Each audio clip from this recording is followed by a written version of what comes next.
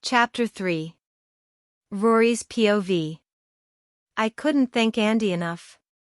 No words could express how relieved I was to finally find someone I can actually trust. If I could find any way to repay him for his kindness, I will. I can't tell you how glad I am to find someone I can actually trust after 2 years on the run. Andy looked surprised.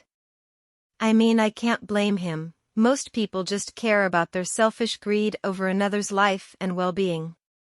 Don't worry, Rory. You can trust me.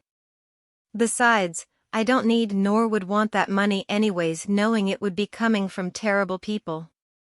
Maybe bumping into Andy was the best thing to have ever happened to me. 9:37 p.m. I saw Andy walking to his room and told him good night whilst heading to my room. I still can't believe Andy didn't mind me staying here. I got ready for bed and lay down, staring at the ceiling. I rolled on my side only for my arm to sting in pain. Shit. I can't wait for this to heal up. I whispered to myself.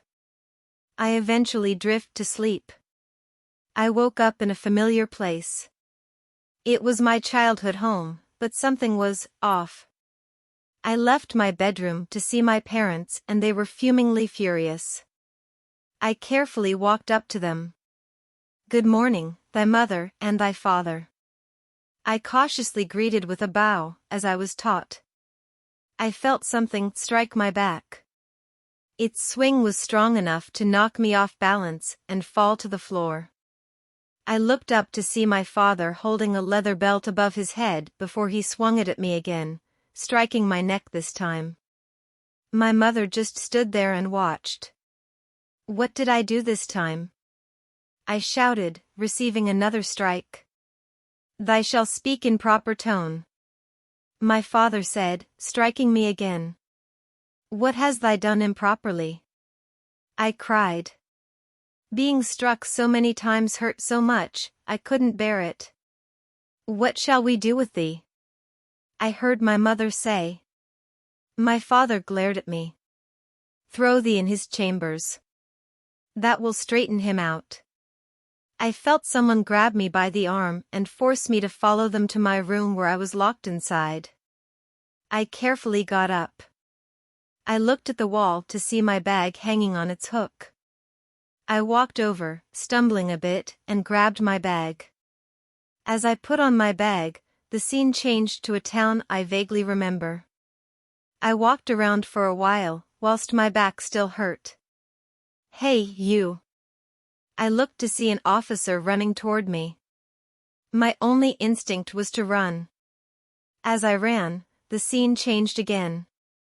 I kept running until I collided with someone and got knocked to the ground. Are you okay? It was Andy. He helped me up. Yeah, I'm fine. As the conversation continued, the scene changed and kept changing. What? What's going on? I yelled but no one was near. I yelled until something caught my eye. I saw flickers of Andy with people who I guess were his friends. The flickers showed Andy playing games with them, then they got darker. I saw flickers of Andy standing over the body of one of them who had long, grayish-white hair like me. He was covered in blood with a knife in his hand. What is this? Then I saw one of the little boy getting into a fight with the little girl until she stabbed and hanged him. It flickers to a scene with the girl's body, covered in cuts and drowned. I saw a flicker of the brown-haired lady being strangled to death. Before I saw a flicker of me and Andy arguing, then I'm in the middle of the road. I looked to see a car speeding towards me. I couldn't move. Stop. I was woken up by a knock at a door. I looked around. I was still in Andy's apartment. It was just a dream. The knock repeated. Rory, are you all right? I heard Andy's voice through the door. I checked the time. 1:44 a.m.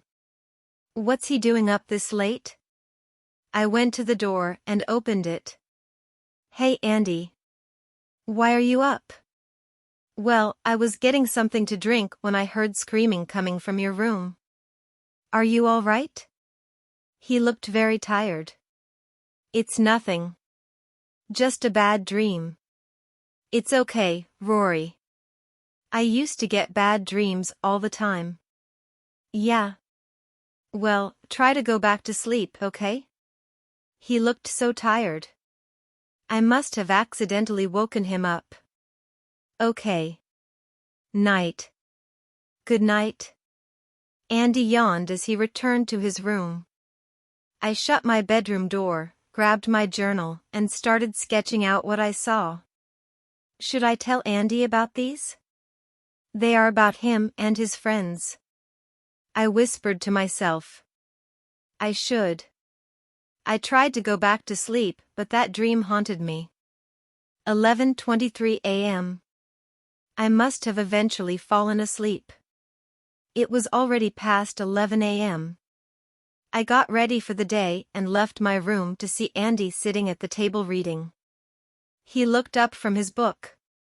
Oh, mornin' Rory. I figured you were still asleep, so I tried to be quiet. It's all right.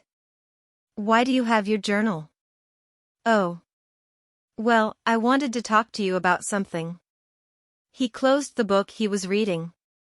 What is it? I walked over to the table and took a seat. Well. It's about my dream last night. It involved you and your friends. Well. That's a bit odd since you've never met them, but it wasn't bad, right? In the start, it wasn't. But I think you need to see these. I showed Andy the page in my journal where I sketched out the flickered scenes I saw. This is what I saw last night. I don't know what, but it feels like it's a message or a warning. Andy points to the first sketch. That looks like me and Claus. He pointed to the next two that had the boy and girl. That's Melody and Felix. He looked at the next one. That's Margaret. Andy just stared at the drawings but pointed at the last one. Isn't that you, Rory? I looked at the sketch he pointed out. It was one of me on a road with an oncoming car approaching. Yeah. What do you think these mean? Well. He started while pointing at the sketch with him and Claus in it. Claus looks like he's been murdered. Yeah, and I'm there holding a knife. He looked at the ones with Melody and Felix in them. In this one, it looks like Melody killed Felix. Then drowned. Andy pointed to the one with Margaret in it. It looks like Margaret got strangled to death. He started to get upset then, he looked at the one with me in it. It looks like you got hit by a car. Is this why you screamed last night? Yeah. Andy looked at the sketches. He looked more horrified every time he looked at them. He shuts my journal and slides it to me. I don't want to look at those anymore. He looked scared and as if he was fixing to cry. I'll be in my room if you need something. Andy got up and put away his book. Then he walked to his room, shutting the door behind him. I do not know what those sketches mean, but it is like they are trying to warn us about something that might happen either sooner or later. I went to my room as well. I don't know what will happen, nor do I want to believe the sketches either.